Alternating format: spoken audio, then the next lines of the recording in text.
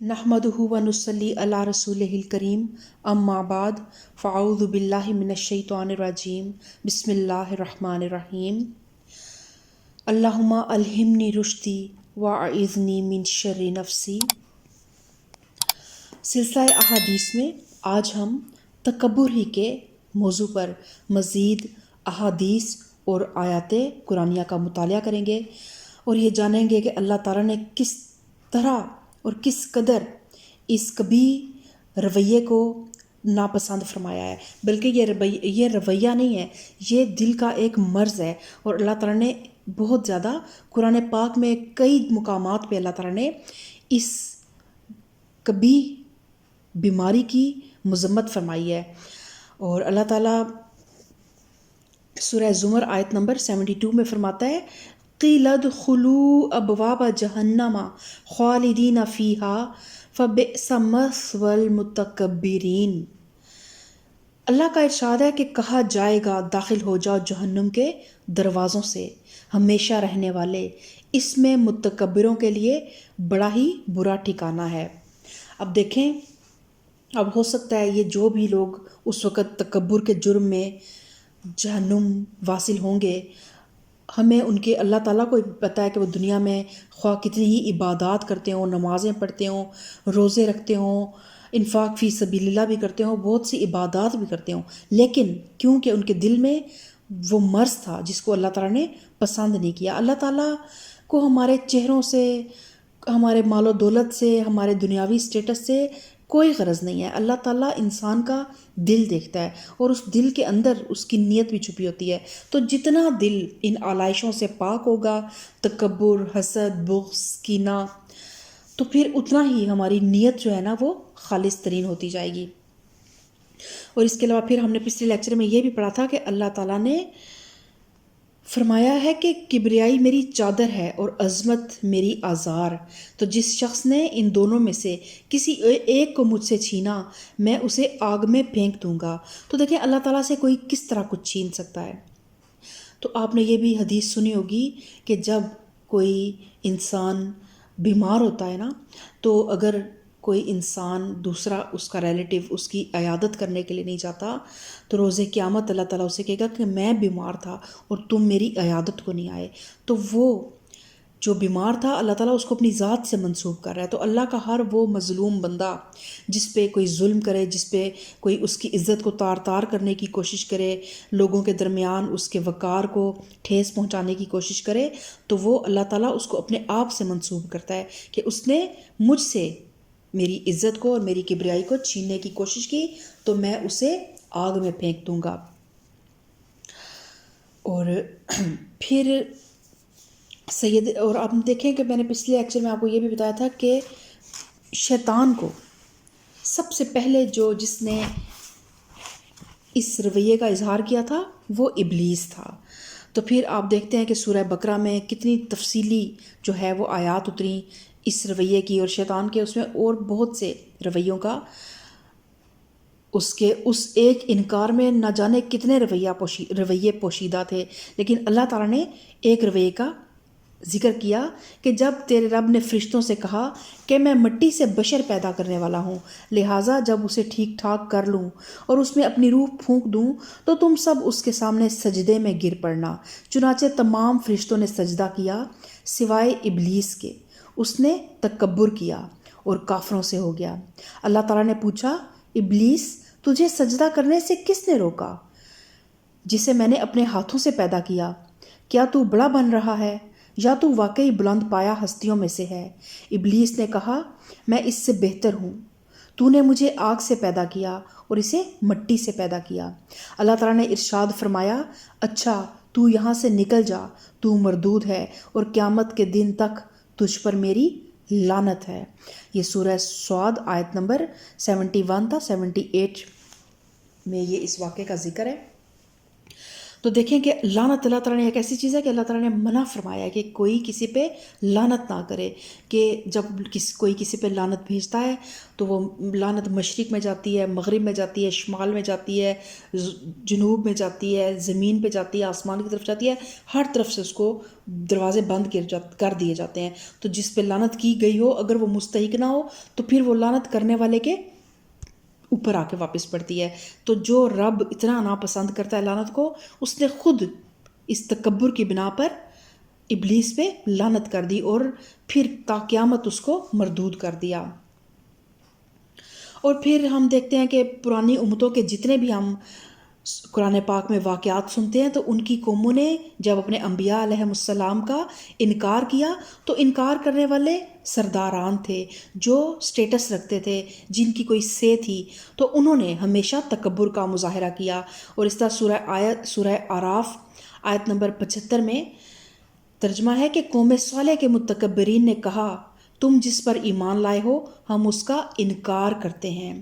اور اسی طرح سورہ اعراف آیت نمبر 88 میں حضرت شعیب کی قوم کے متعلق بھی ہے کہ تکبر میں مبتلا قوم شعیب کے سرداروں نے کہا اے شعیب ہم تمہیں اور تمہارے ساتھ جو ایمان لانے والے ہیں ان سب کو اپنی بستی سے نکال دیں گے الا یہ کہ تم دوبارہ ہمارے مذہب میں آ جاؤ۔ حضرت شعیب نے کہا خواہ ہم نہ چاہیں۔ تو یہ دیکھیں کہ یہ رویہ کن لوگوں کا ہے؟ یہ ان لوگوں کا رویہ ہے جو مغضوب ہوئے، جن پہ پھر اللہ تعالیٰ نے ان کی بستیاں الٹائیں اور کسی کو بندر بنایا اور کسی پہ زلزلے بھیجے اور کسی کو تیز اور تند ہواؤں میں قوم عاد کو کس طرح اپنی بلند قد کاٹھ پہ تکبر تھا اور اپنی طاقت پہ غرور تھا، تو اللہ تعالیٰ نے کس طرح ان کو ایک سرد ہوا میں خس و خاشاک کی طرح اڑا کے رکھ دیا، ان کے سارے تکبر کو نیست و نابود کر دیا۔ حضرت عبداللہ رضی اللہ تعالیٰ عنہ کہتے ہیں کہ رسول اللہ صلی اللہ علیہ وسلم نے فرمایا جس شخص کے دل میں ذرہ برابر بھی ایمان ہوگا وہ آگ میں داخل نہیں ہوگا، اور جس کے دل میں ذرہ برابر تکبر ہوگا وہ جنت میں نہیں جا سکے گا۔ تو اب دیکھیں کہ ایمان اور تکبر یہ دو ایسی چیزیں ہیں جو ایک دل میں پھر اکٹھے نہیں ہو سکتے، کہ تکبر وہی شخص کر سکتا ہے جو اللہ کا بندہ ہوگا نا، جس کو ہر وقت وہ اس چیزوں پہ غور و فکر کرتا ہوگا کہ میں صبح سے لے کے رات تک کس طرح اپنے رب کی عطاؤں کا اور اس کی نعمتوں کا اور اس کی نوازشوں کا محتاج ہوں، میں خود سے کچھ بھی نہیں کر سکتا، ہر چیز جو بھی اس دنیا میں ہے غیر مرئی چیزیں جو ہمیں نظر نہیں آتی، اگر یہ ہوا ہی دیکھیں، اگر یہ ہوا کے اندر کتنی گیسز ہیں اور کتنا اللہ تعالیٰ نے ان کا ایک ایکوریٹ ریشو ہے، ہلکا سا بھی اگر وہ تناسب اوپر نیچے ہو جائے تو دنیا کے تمام انسان 1-2 منٹ کی مار ہے اور سب ختم ہو جائیں، لیکن وہ رب ہے جس نے ہمیں یہ نعمتیں بتائے بغیر پردہ غیب میں رہ کے دی، تو ہم کون ہوتے ہیں تکبر کرنے والے؟ کیا ہمارا کوئی اختیار ہے کہ ہم خود سے ہوا میں اپنی پسند سے کوئی گیس ایڈ کر لیں یا نکال دیں، یا ہم اس ہوا کو کہیں پہ سٹور کر لیں؟ یہ سب اس رب کے اختیار میں ہے۔ اور پھر اپنے آپ کو بڑا سمجھنا اور دوسروں کو حقیر سمجھنا نیک اعمال کو برباد کر دیتا ہے۔ حضرت ابو ہریرہ کہتے ہیں کہ رسول اللہ صلی اللہ علیہ وسلم نے فرمایا مسلمان کا بھائی ہے، اس پر ظلم نہ کرے، اسے ذلیل نہ کرے، اسے حقیر نہ سمجھے، تقوی یہاں ہے۔ آپ صلی اللہ علیہ وسلم نے 3 مرتبہ سینے کی طرف اشارہ فرمایا، 3 مرتبہ آپ نے اپنے دل والی جگہ پہ ہاتھ لگا کے کہا کہ تقوی یہاں پہ ہے۔ کہ تقوی کیا ہے؟ اللہ تعالیٰ کو بغیر دیکھے جو خوف ہوتا ہے نا، وہ تقوی ہوتا ہے، اور وہ خوف ہمارے دل میں ہوتا ہے۔ اور انسان کی ہلاکت کے لیے یہ گناہ کافی ہے کہ اپنے مسلمان بھائی کو حقیر جانے۔ مسلمان کی ساری چیزیں دوسرے مسلمانوں پر حرام ہیں، اس کا خون، اس کا مال اور اس کی عزت، اور اسے مسلم نے روایت کیا ہے۔ اور جب رسول اللہ صلی اللہ علیہ وسلم نے حجۃ الوداع کے موقع پر جب خطبہ دیا تو آپ نے کیا فرمایا کہ اے لوگو، آج سے تو کسی بھی انسان، مفہوم اس کا اس طرح کہ کسی بھی انسان کا، کسی بھی مومن کی جان، مال اور عزت اس شہر سے، اس گھر سے زیادہ قابل احترام ہے۔ لیکن آج آپ دیکھتے ہیں کہ کس طرح مسلمان کو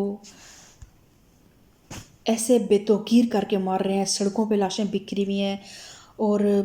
خوف خدا بالکل ختم ہو گیا رہ گیا ہے، کیونکہ تکبر آ گیا ہے، اپنی طاقت کا نشہ ہے، اپنے عہدے کا غرور ہے، اپنے پاس جو اتنے بھی اختیارات ہیں جب یہ انسان کے پاس آ جاتے ہیں تو انسان تکبر کا شکار ہو جاتا ہے۔ پھر اس کو یہ لگ رہا ہوتا ہے کہ کیونکہ میرا اختیار ہے تو میں جو بھی کر رہا ہوں وہ میں ٹھیک کر رہا ہوں، کوئی میرے سے پوچھنے والا نہیں ہے۔ لیکن ہر انسان چاہے کتنے ہی بڑے عہدے پہ فائز ہو، وہ کتنا ہی بڑا بادشاہ ہو، اسے اگر اس کے دل میں ایمان ہے تو وہ ہر وقت اس چیز کو، اس کے ذہن میں ہوگی یہ بات کہ میرے سے بڑا میرا رب ہے جس کے آگے میں نے جواب دہ ہونا ہے، اور میرے پاس جو بھی کرسی ہے، جو بھی میرے پاس اختیارات ہیں، جو بھی میرا عہدہ ہے، وہ میرے رب کی امانت ہے، اور میں نے اس امانت میں خیانت نہیں کرنی اور اس پر تکبر نہیں کرنا۔ اور اس طرح دیکھیں آبا پرستی، آبا و اجداد کے دین، خواہ انہیں کوئی فہم ہو، کوئی ان کی اپنی ایک عزت، بینگ ایلڈرز، آپ ان کی عزت بھی کریں، ان کی جو باتیں ان کی قابل قبول ہیں، جو اچھی روایات ہیں ان کو بے شک لے کر چلیں۔ لیکن اب کفار مکہ میں کیا ایک بات تھی کہ وہ اپنے آباء و اجداد پر فخر کرتے تھے، اور بلا وجہ ان کی جو ہے نا فخریہ شاعریاں کیا کرتے تھے ان کے لیے۔ تو حضرت ابو ہریرہ رضی اللہ تعالیٰ عنہ سے روایت ہے کہ نبی اکرم صلی اللہ علیہ وسلم نے فرمایا، لوگ فوت شدہ آباء و اجداد پر فخر کرنے سے باز آ جائیں، وہ جہنم کا کوئلہ ہیں، ورنہ وہ اللہ کے آگے اس گندے گوبر کے کیڑے سے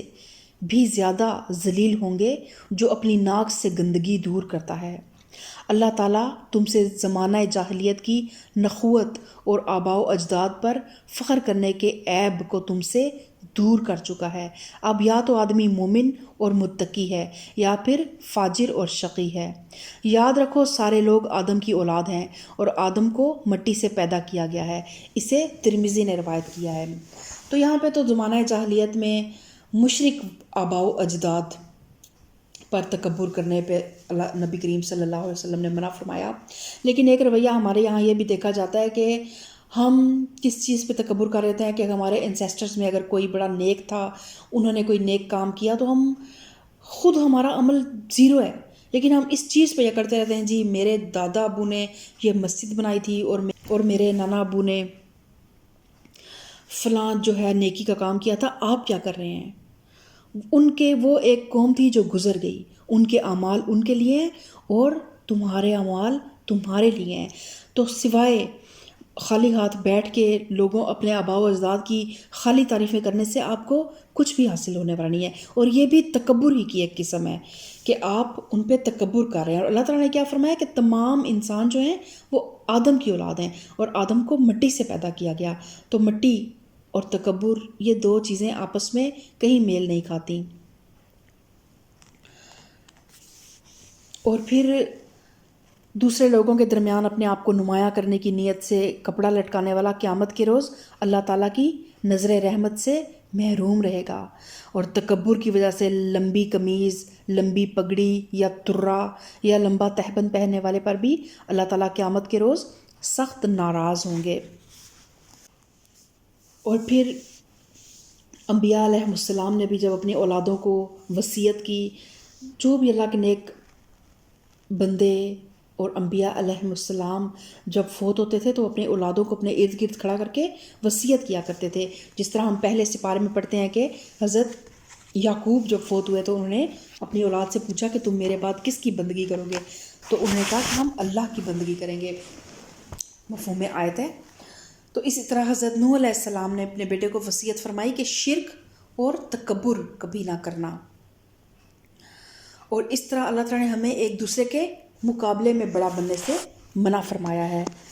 حضرت ایاس بن حمار سے روایت ہے کہ نبی اکرم صلی اللہ علیہ وسلم نے انہیں خطبہ دیا اور ارشاد فرمایا، بے شک اللہ تعالیٰ نے میری طرف وہی فرمائی ہے کہ عاجزی اختیار کرو اور ایک دوسرے کے مقابلے میں فخر مت کرو، اور اسے ابن ماجہ نے روایت کیا ہے۔ اور اسی طرح حضرت عبداللہ بن عمر کہتے ہیں کہ رسول اللہ صلی اللہ علیہ وسلم سے صحابہ کرام نے عرض کیا کہ کون سا آدمی سب سے اچھا ہے؟ آپ صلی اللہ علیہ وسلم نے ارشاد فرمایا، ہر مخموم دل اور سچی زبان والا آدمی۔ صحابہ کرام نے عرض کی، سچی زبان والا تو ہمیں معلوم ہے، مخموم القلب سے کیا مراد ہے؟ آپ صلی اللہ علیہ وسلم نے ارشاد فرمایا، متقی اور پاک صاف دل، جس میں کوئی گناہ نہ ہو، نہ فخر ہو، نہ کینہ ہو، نہ حسد ہو، اور اسے ابن ماجہ نے روایت کیا ہے۔ دیکھیں کہ حضرت ابراہیم علیہ السلام کے متعلق اللہ تعالیٰ قرآن پاک میں فرماتا ہے کہ وہ میرے پاس قلب سلیم لے کر آیا۔ تو اللہ تعالیٰ اس دنیا میں جب انسان کو بھیجتا ہے نا، ہر انسان فطرت سلیم پہ پیدا ہوتا ہے، وہ ایک مسلمان مومن بچہ ہی پیدا ہوتا ہے، لیکن پھر کچھ والدین کے جو بھی ادیان ہوتے ہیں، بچے انہی ادیان پہ چلتے ہیں اور وہی بنتے ہیں، اور کچھ بچے جو پھر مسلمان گھرانوں میں پیدا ہوتے ہیں وہ بے شک مسلمان تو بن جاتے ہیں، لیکن جب ہم اس دنیا میں رہتے ہیں تو ہر انسان کو شیطان نے بہکانے کا بھی بیڑا لے رکھا ہے۔ اس نے کہا کہ مجھے قیامت تک مہلت دو اور میں ان کی کثیر تعداد کو بہکا دوں گا، لیکن اللہ تعالیٰ نے فرمایا تھا کہ لیکن وہ لوگ جو میرا تقوی اختیار کریں گے وہ تیرے بہکاوے میں نہیں آئیں گے۔ لیکن کتنا بھی انسان نیک ہو، کتنا مرضی ہم عبادات کا اہتمام کریں، لیکن شیطان ہمارے خون میں نا گردش کر رہا ہوتا ہے۔ ہمیں کبھی غصے کی ہمارے اوپر، کبھی ہمیں غصہ آ جاتا ہے، کبھی ہمارے اندر کوئی شوق آ جاتا ہے، کبھی ہمارے اندر کوئی کنجوسی کا عنصر آ جاتا ہے، کبھی ہمارے اندر کوئی ریا کا عنصر آ جاتا ہے، کبھی ہمارے اندر کوئی فضول خرچی کا عنصر آ جاتا ہے، اسراف و تبذیر کا عنصر آ جاتا ہے، اور یہ ساری چیزیں جو ہے نا شیطان ہمارے اندر ڈال رہا ہوتا ہے۔ تو ہم نے اپنے دل کا تزکیہ کرنا ہے، جس طرح ہم اپنے ظاہر کو صاف ستھرا رکھتے ہیں، نہاتے ہیں، کپڑے تبدیل کرتے ہیں، اپنے چہرے کی صفائی کا، اپنے آنکھوں کی، بالوں کی، ناک کی، کانوں کی، ہاتھوں کی، ناخنوں کی صفائی کا جس طرح ہم ڈیلی اہتمام کرتے ہیں، اس طرح اپنے دل کی صفائی کا بھی اہتمام کرنا ہے۔ اور اس کے لیے دعائیں بھی ہیں۔ نبی کریم صلی اللہ علیہ وسلم نے بہت بہت خوبصورت دعائیں ہیں جو آپ صلی اللہ علیہ وآلہ وسلم نے اللہ تعالیٰ سے وقتاً فوقتاً مانگی، ان دعاؤں کا بھی اہتمام کرنا چاہیے۔ اور پھر سیدنا حارثہ بن وہب خزائی سے روایت ہے کہ نبی کریم صلی اللہ علیہ وسلم نے فرمایا، کیا تمہیں میں جنت والوں کی خبر نہ دے دوں؟ ہر کمزور اور حقیر سمجھا جانے والا اگر وہ قسم کھا لے تو اللہ تعالیٰ اس کی قسم کو پورا کر دے، اور کیا میں تمہیں دوزخ والوں کی خبر نہ دوں؟ ہر تند خو، اکڑ کر چلنے والا اور متکبر۔ تو اب دیکھیں کہ نبی کریم صلی اللہ علیہ وسلم نے جنت میں جانے والے لوگوں کی صفت کیا بتائی ہے کہ ان کو لوگ اکثر ان کے نرم مزاج کی وجہ سے، ان کی میانہ روی، ان کی جو ہے عفو و درگزر کی وجہ سے، رفق کی وجہ سے، لوگ اکثر ان کو کمزور سمجھ رہے ہوتے ہیں، وہ ان کی شرافت کو ان کی کمزوری سمجھ رہے ہوتے ہیں، اور انہیں حقیر سمجھ رہے ہوتے ہیں کہ اس کو کسی کے آگے کچھ بات نہیں کرنی آتی، حالانکہ وہ انسان جو ہے وہ اعلیٰ ظرف ہوتا ہے، اور وہ کہیں نہ کہیں اپنے آپ کو روک کے اپنے رب کی خشیت میں کسی کی دل آزاری کرنے سے باز آ رہا ہوتا ہے۔ تو اللہ تعالیٰ اس بندے کے بارے میں کیا فرماتا ہے کہ اگر وہ کبھی قسم کھا لے تو اللہ تعالیٰ اس کی قسم کو پورا کر دے۔ اتنا اللہ تعالیٰ اس بندے سے محبت کرتا ہے، اور اتنا اللہ تعالیٰ اس کا خود وکیل بن جاتا ہے۔ اور پھر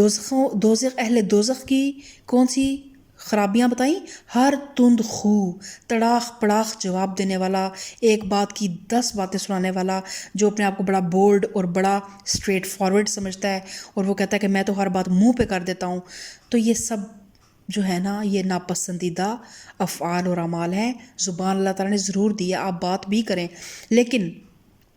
کوشش کریں کہ جب بہت زیادہ غصہ ہو تو اس وقت تھوڑی دیر کے لیے خاموش ہو جائیں، اور پھر کسی مناسب موقع پر اپنی جو بھی آپ کی بات ہے اس کو اچھے انداز میں ڈلیور کریں۔ اور اکڑ کر چلنے والا اور متکبر انسان اللہ تعالیٰ کو سخت ناپسند ہے، اور وہ جہنم کا ایندھن ہے۔ تو اللہ تعالیٰ ہم سب کو تکبر سے بچائے، اللہ تعالیٰ ہم سب میں عاجزی اور انکساری کی دولت سے اللہ تعالیٰ ہمیں مالا مال فرمائے، آمین ثم آمین۔ نبی کریم صلی اللہ علیہ وسلم کی بہت خوبصورت دعا تکبر سے بچنے کے لیے، اللہم احیینی مسکینا و امیتنی مسکینا واحشرنی فی زمرۃ المساکین، اے اللہ مجھ کو مسکینی کی حالت میں زندہ رکھ، مسکینی میں فوت کر اور مسکینوں کی جماعت میں اٹھا، آمین ثم آمین۔